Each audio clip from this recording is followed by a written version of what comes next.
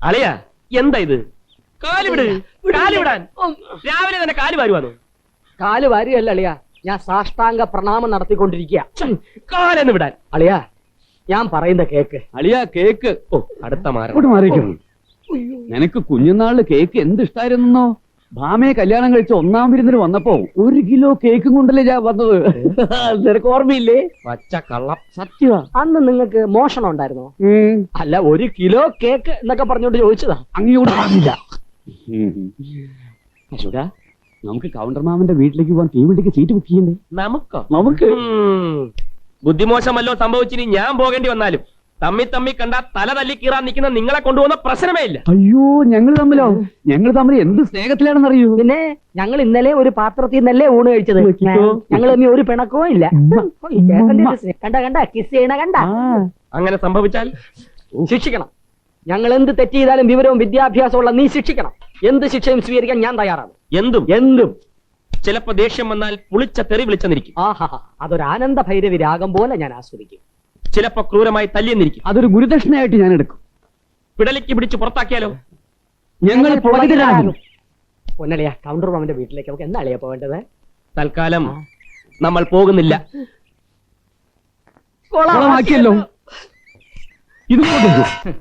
അപ്പൊ ഈ ജാതകത്തിലും രാജകത്തിലും ഒക്കെ കുറച്ച് കാര്യമുണ്ടല്ലേ?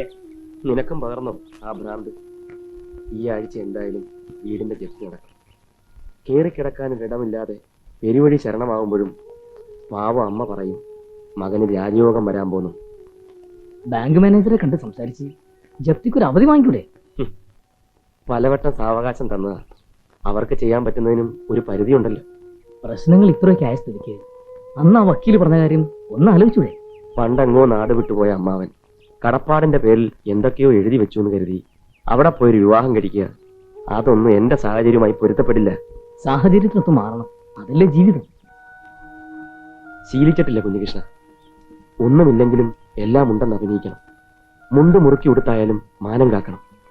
മടിയിലിരുത്തി അച്ഛൻ തന്ന ഉപദേശങ്ങളാണിതൊക്കെ. മറ്റെന്ത് സഹിക്കാം? ഏട്ടൻ നടത്താൻ പോകുന്ന രാജകീയ കല്യാണവും സ്വപ്നം കണ്ട് കഴിയുന്ന പെങ്ങടെ മുഖത്ത് നോക്കാൻ ആ മടി. നാളെ തെരുവിലിറങ്ങുമ്പോ അവളും ഉണ്ടാവും ഒപ്പം. അശോക, നീ ഇങ്ങനെ. സാരമില്ലടാ. പോസ്റ്റ്മാനെ കാണുമ്പോ അശോകന്റെ വിലാസം മാറിയ കാര്യമൊന്ന് പറയണം. ദൂരെ എവിടെയെങ്കിലും ഒരു സ്ഥലവും വീട്ടുപേരും നീ ചുമ്മാ പറഞ്ഞാ മതി. വരട്ടെ.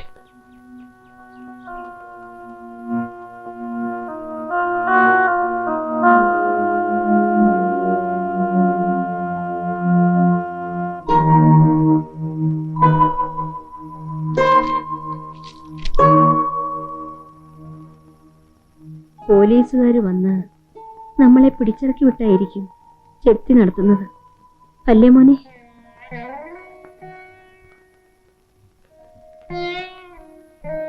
പട്ടിണിയും ദാരിദ്ര്യവുമായിരുന്നെങ്കിലും ഇതുവരെ നാട്ടുകാരെ അറിയിക്കാതെ കഴിഞ്ഞു. ഇനിയിപ്പോ ഇത്രയും കാലം മോന് അമ്മയോട് മറച്ചു വച്ചിരിക്കുകയായിരുന്നല്ലേ? അവധിക്കുള്ള ഓരോ നോട്ടീസ് വരുമ്പോഴും ആരും അറിയാണ്ട് കടം വീട്ടി തീർക്കാമെന്ന് വിചാരിച്ചു. നല്ല കാലം വരുന്ന ജാതകത്തിന്റെ കഥ എല്ലാവരോടും പറഞ്ഞപ്പോ ഞാനും അതറിയാണ്ടങ്ങ് വിശ്വസിച്ചു പോയി. തെക്കിനിക്കോലായുടെ തളത്തിൽ ഇപ്പോഴും കാര്യങ്ങളൊക്കെ നോക്കി നിങ്ങളുടെ അച്ഛൻ ഇരിപ്പുണ്ടെന്ന് തോന്നുക. ചിലപ്പോ കല്യാണിക്കുട്ടിയെന്ന് വിളിക്കും. മറുവിളിക്കൊരുങ്ങുമ്പോഴാ വെറും ഒരു തോന്നലാണെന്ന് ഓർമ്മ വരിക. ഒന്നും ഓർക്കുമ്പോഴാ വിഷമം. ആ അസ്ഥിത്തറയിലെ വിളക്ക് വെപ്പ് ഇതുവരെ അമ്മ മുടക്കിയിട്ടില്ല. ഇനി അതും മുടങ്ങും. മോനെ, നീ ശുണ്ടിയെടുത്ത് അമ്മയോട് വഴക്കിന് വരരുത്. ഇന്നലെയും ആ വക്കീലിന്റെ കത്ത് വന്നു. എന്നാണ് അങ്ങോട്ട് ചെല്ലുന്നതെന്നും ചോദിച്ചു. മോനെ, ഒരു കുടുംബം മുഴുവൻ നിന്റെ സമ്മതത്തിന് വേണ്ടി കാത്തിരിക്കുക. അതെന്റെ മോൻ മറക്കണ്ട.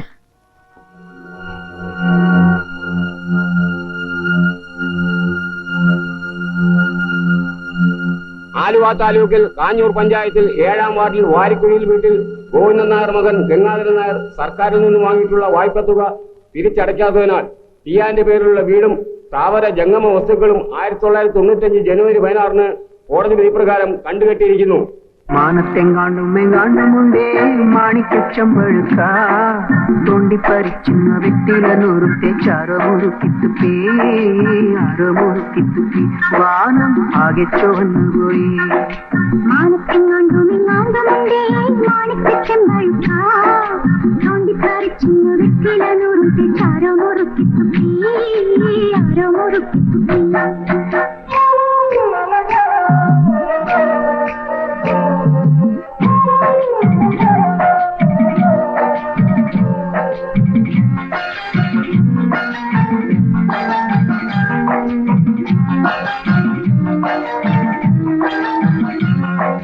മേലാളർക്കാവിനും മേലേവാനിൽ മൊന്തായത്തിൻ മേലൊരു മുയൽ കെട്ടി ആടിക്കാടിച്ചൊരു ചന്ദ്രക്കലമാനെ ആരാടും ഇന്ന് കണ്ടു.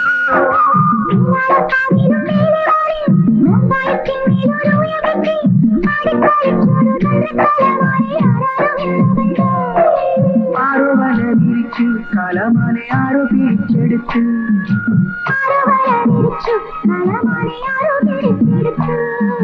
കൊണ്ടടിക്കൂടുന്നു കിട്ടതിനുള്ളിൽ കൊണ്ടുപോയി പൂട്ടിയിട്ട് അതിനെ കൊണ്ടുപോയി പൂട്ടിയിട്ട് മാനത്തെങ്ങാണ്ടും എങ്ങാണ്ടുമുണ്ടേ മാണിക്കച്ചം ചൂണ്ടിക്കാടിച്ചു വ്യക്തികളോടത്തെ ചാരമൊരുക്കിത്തുമ്പേ അരമൊരുക്കിത്തുമ്പേ.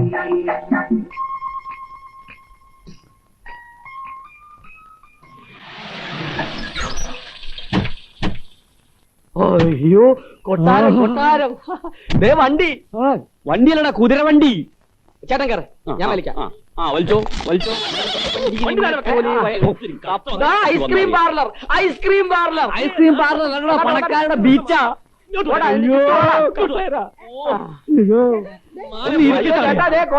നമുക്ക് കുളം കോരാം. ഞാനും വരാം. വരിക വഴിയല്ലാതെ പിന്നെ പോകാൻ പോണ വക്കീലേ. ഇന്നലെ വരുമെന്ന് കരുതി കാത്തിരുന്നു. എന്ത് പറ്റി അശോകൻ? അത് വണ്ടി ഡബിളായി പോയി. അമ്മ വല്ലാതെ ക്ഷീണിച്ചിരിക്കുന്നല്ലോ. ഈ ദൂരയാത്രയിൽ ശീലമില്ലാത്തവർക്ക് ഭയങ്കര പ്രശ്നമാണ് വക്കീലെ. ദൂരയാത്രയിൽ ശീലമുള്ളവർക്കാണെങ്കിൽ ഭയങ്കര രസമാ. ഈയിടെ വക്കീൽ അല്പം കുംഭ ഇറങ്ങിയിട്ടുണ്ടല്ലോ. വക്കീൽ സാറ് കുടുംബപരമായി പെട്ടെന്ന് വീർക്കുന്ന പ്രകൃതമാണ്. നീര് എങ്ങനെ നീര് വരാതിരിക്കും? പ്രത്യേകിച്ച് പണിയൊന്നും ചെയ്യുന്നില്ലായിരിക്കും, തീറ്റി മാത്രം, ചേട്ടനെ പോലെ. പോക്കിരിത്തരം പറയരുത്. ഓക്കൃത്തരം പറഞ്ഞ ക്ഷമിക്കണം അളിയന്മാരാ, യാത്രാക്ഷീണം കൊണ്ട് ഇങ്ങനെ പിച്ചുമ്പയും പറയുക, കാര്യമാക്കണ്ട. മുൻചാമി ഇവരെ അമൃതയിലേക്ക് കൂട്ടിക്കൊണ്ട് പോ. എല്ലാം ചൊന്നമാരി. ശരി. അത്തേക്കല്ല മോനെ അശോക, വലതുകാലം വെച്ച് കയറണം. വേണ്ട, ചാടി ചാടി കേറാ. ഇങ്ങോട്ട് വന്നേക്കില്ലേ. പേരെന്നാ?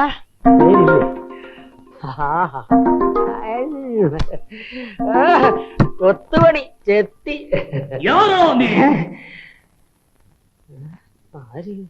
വാടോ ഇങ്ങേ.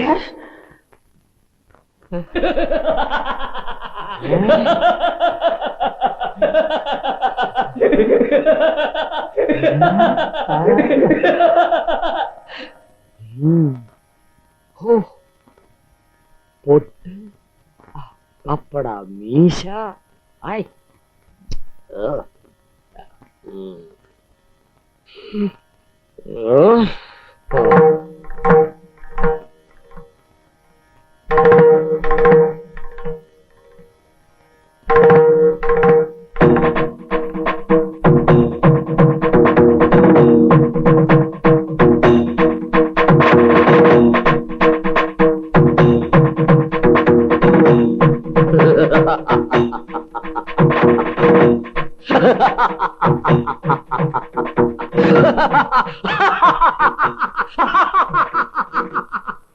என் ரத்தத்தின் ரத்தமான அன்பு தமிழ் மக்களே, நான் தான் லாலிச்சன் கவுண்டர்.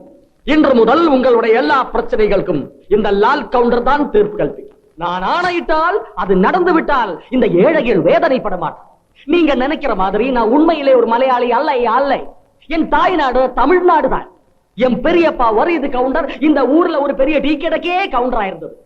இதுக்கப்புறம் நீங்க சொல்லுங்கள், நான் யார்? എന്താ ചേട്ടാ? എന്താണോ നോക്കിക്കുന്ന? പോടാ അവിടുന്ന്. ചേട്ടാ என்ன சொல்? നിങ്ങൾ ഇവിടെ ചൊല്ലിക്കൊണ്ടുവന്നോ? ആ വക്കീൽ എന്താ പറഞ്ഞെന്നറിയോ? ഇഷ്ടമുള്ള മുറി തെരഞ്ഞെടുത്തോളാം. ഇങ്ങോട്ട് വന്നേ. ആ വക്കീൽ അങ്ങനെ പറഞ്ഞു. എങ്കിലെ എലുമ്പ് ഗുരുക്കൾ കയറി നിരങ്ങുന്നതിന് മുമ്പ് ഏറ്റവും നല്ല മുറി നമുക്ക് എടുക്കണം. അവിടെ നിന്നേ. ഈ മുറി മതി ചേട്ടാ. ഛേ, നമ്മുടെ ഒരു ഓ, നിലവാരത്തിന് ഇത് മതിയെന്നേ. മതി. ആ. ആരാ അവിടെ ചുരണ്ടി പറിക്കുന്നത്? ഓ, ആ എലുമ്പ് കയറി പറ്റി. ആ എലുമ്പ് കയറി പറ്റി. ചവിട്ടി തുറയേട്ടാ. Hello, good morning.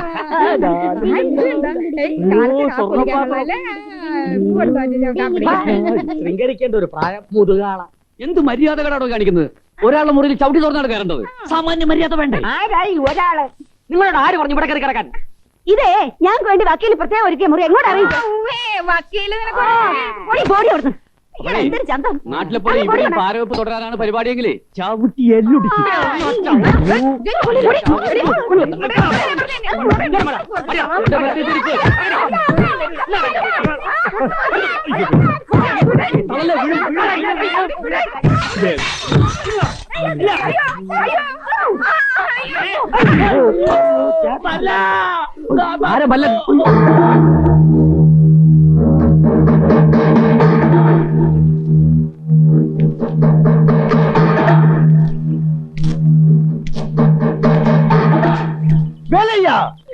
என்னாச்சு? யார் இந்த திருட்டு பசங்க? பசுக்களா? யார் நீ? அசோகன் அழியம்மார். அழியாவது கிளியாவது எவனாயிருந்தா எனக்கு என்ன? இங்கு நான் சொல்றதா சட்டம், புரிஞ்சுதா? நான் யார் தெரியுமா? வீரபாண்டிய குலோத்துங்க மல்லன். ഇതിന്റെ ഉള്ളിൽ നിന്നാണ് പാട്ട്. എത്ര നേരം ഇവിടെ ഇരിക്കാൻ തുടങ്ങിയിട്ട് ഇതുവരെ അവർക്കൊന്നും ഒന്ന് കാണാൻ പോലും തോന്നിയില്ലല്ലോ. ബിസി ആയിരിക്കും, അതുകൊണ്ടാ. നമ്മൾ ചിലരെ പോലെ ഈച്ച ആട്ടിക്കൊണ്ടിരിക്കുകയല്ലോ ഇവിടെ ഉള്ളവര്. ലാലിച്ച വേണ്ട. அம்மா இப்ப வந்துருவாங்க, உட்காருங்க. ഇത് പറയാൻ തുടങ്ങിയിട്ട് നേരം കുറെ ആയല്ലോ. പെങ്കൊച്ചിന് അത്യാവശ്യമായിട്ട് കാണേണ്ടത് അശോകന, അല്ലാതെ ചേട്ടനല്ല. നീ പിന്നെ എന്തിനാ ഇവിടെ വായും പൊളിച്ചു നിൽക്കുന്നത്? ചേട്ടാ വേണ്ട വേണ്ട. എന്താ അവിടെ പള്ളി ഉണ്ടോ? മണിയടി കേൾക്കുന്നു.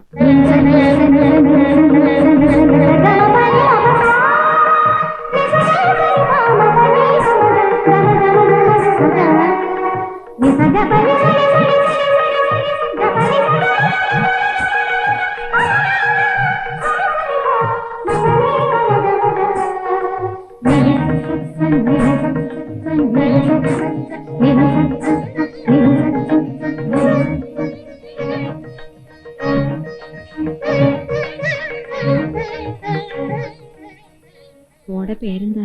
ஸ்ரீதேவி, உன்னை மேல கூப்பிடுறாங்க.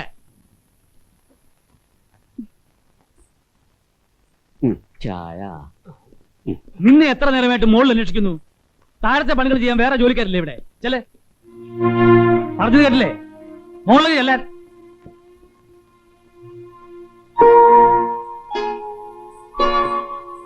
ജോലിക്കാരി കുട്ടിയാ. അപ്പൊ നമ്മുടെ കുട്ടിയോ?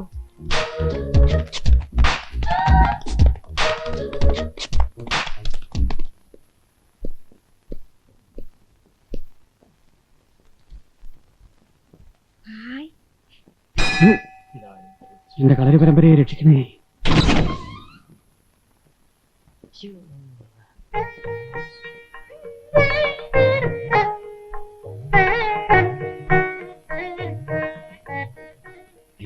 ഇതാണോ മോള്? ഇത് ഒത്തിരി പ്രായമുണ്ടല്ലോ. പ്രായം ഉണ്ടെങ്കിൽ എന്താ, എന്തൊരു മുഖശ്രീ. വലിച്ചു വാരിയിട്ടിരിക്കുന്ന ആഭരണങ്ങളുണ്ടോ? അശോകന് നന്നായിട്ട് പറയാ കലക്കി. നമുക്ക് കലക്കാം.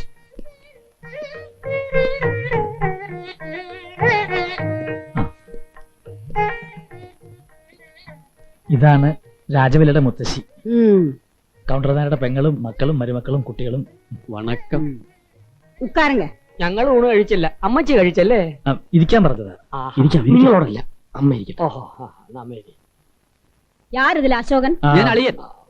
അളിയനാ? അതെ, അശോകന്റെ അളിയൻ. ഇത് ലാലിച്ചൻ. അല്ല, ഞാൻ അശോകൻ. ഓ, തെറ്റിപ്പോയി. ഇതാണ് അശോകൻ. என் கொச்சுமோள் ராஜவல்லிக்கும் உங்க பையன் அசோகனுக்கும் சீக்கிரமா கல்யாணம் நடக்கணும். இது கவுண்டர் நாயருடைய ஆசை. வக்கீலே, இவங்களுக்கு வேண்டிய வசதியை செஞ்சு கொடுங்க. മോൾ ഇവിടെ ഇല്ലേ?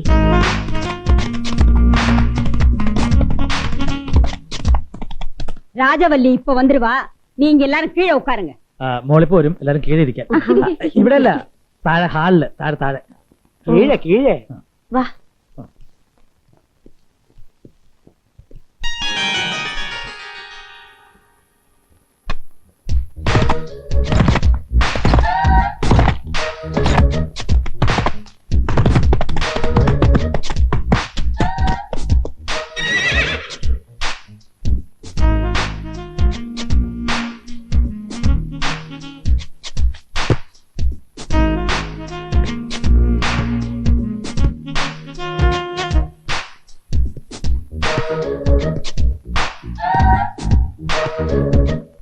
രാജവല്ലിയുടെ 5ാമത്തെ വയസ്സിൽ അവളുടെ അമ്മ മരിച്ചതാ. പിന്നെ വളർത്തിയതും നോക്കിയതും എല്ലാം ഈ മുത്തശ്ശിയാ.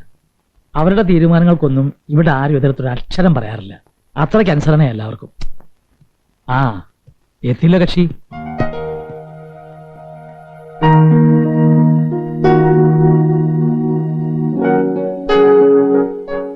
അയ്യോ അശോകന്റെ പെണ്ണ് ഇവിടെ ഇവിടെ ഇങ്ങോട്ട് വരാൻ വേഗം. വരണു വരണു. രാജവല്ലിക്ക് മനസ്സിലായോ ഇതാരൊക്കെയാണെന്ന്? അച്ഛന്റെ ബന്ധുക്കൾ വരുമെന്ന് വക്കീലങ്ങൾ പറഞ്ഞിരുന്നല്ലോ. മോളെ ഞാൻ ആരാണെന്ന് മനസ്സിലായോ മോക്ക്? ഇതാണ് മോളുടെ അപ്പച്ചി. ഇത് അശോകൻ. ഹലോ. എന്താടി ഇത്? റൈഡിങ് കഴിഞ്ഞ് വരുമ്പോ കുടിക്കാൻ എന്താ തരണ്ടെന്ന് നിനക്ക് അറിയില്ലല്ലേ?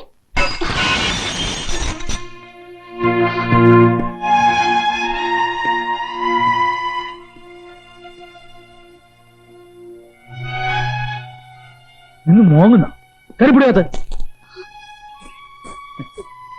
അമ്മയില്ലാതെ വളർന്ന കുട്ടിയല്ലേ. അപ്പൊ അതിൻ്റെതായിട്ടുള്ള ചില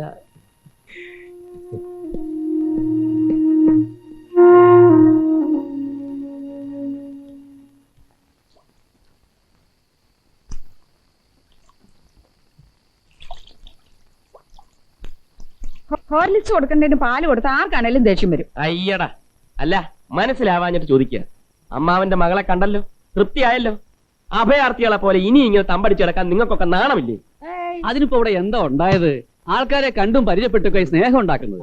അല്ലാതെ തവളെ വിഴുങ്ങി നീർക്കോലിയെ പോലെ സംസാരിക്കാതിരുന്നാലേ ആരും മൈൻഡ് ചെയ്യില്ല. ഗുണദോഷ കമ്മിറ്റിക്ക് ഇവിടെയും ഒരു കുറവുമില്ല. കാര്യം ജ്ഞാനശീലേട്ടൻ ഇത്രയും കാലം പറഞ്ഞത് മുഴുവൻ മണ്ടത്തരമാണെങ്കിലും ഇതിൽ കാര്യമില്ലാതില്ല. Thank you. സോറി. മൂഢേഷു ചിന്ത മുഷിയാത്ത വേഷം തദ്വാരേഷു ചന്ത.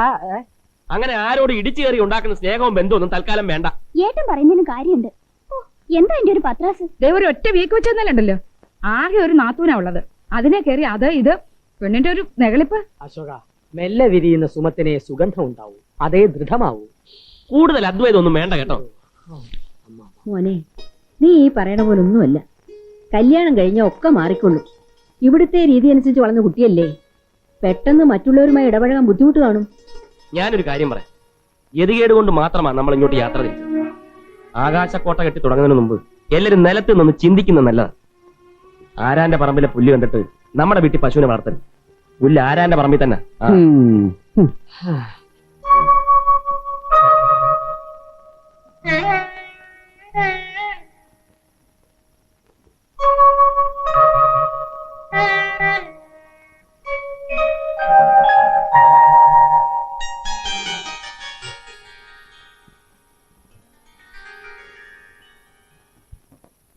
നിന്റെ ഈ വരയും കുറിയും കണ്ടോണ്ട് നിന്നാ എനിക്ക് ഭ്രാന്ത് പിടിക്കും. എന്നോട് ആരും പറഞ്ഞു നിൽക്കാൻ? I'm leaving. ഇപ്പൊ തന്നെ ഡാഡി ടെൻഷൻ ആയിട്ടുണ്ടാവും. Okay, see you tomorrow. Okay, bye. By.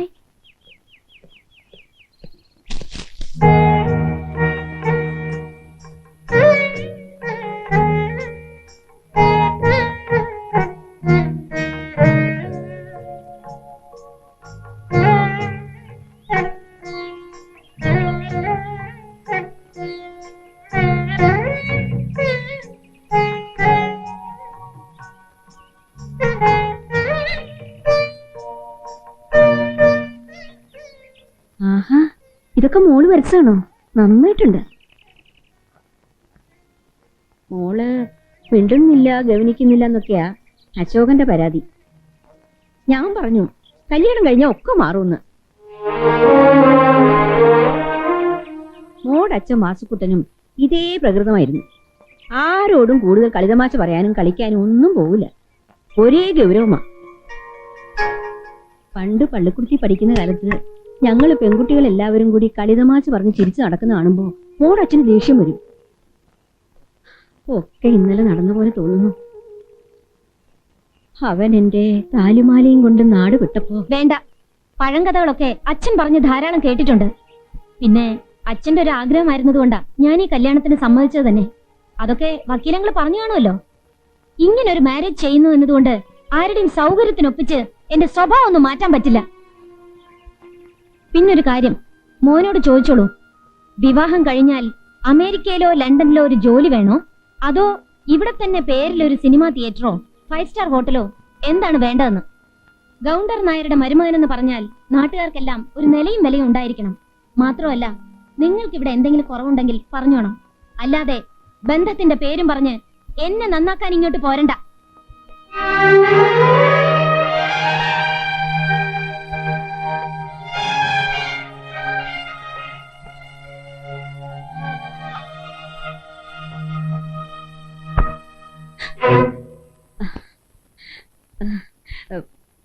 മോള് വരച്ചു വെച്ചിരിക്കുന്ന ചിത്രങ്ങളൊക്കെ നോക്കി കാണുകയായിരുന്നു.